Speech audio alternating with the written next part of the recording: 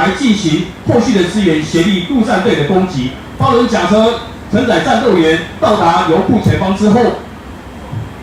接续战斗人员会从8轮甲车下车开始战斗，协助这次第一批陆战队对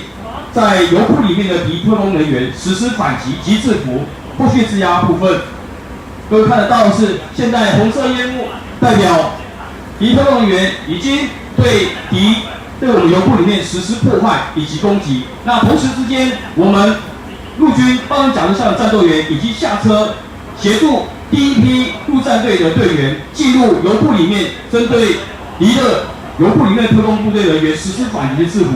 而此时接受通报，敌油库遭到敌特工部队的破坏，已经重安起火，由基地派出消防车及救护车到达油库前方，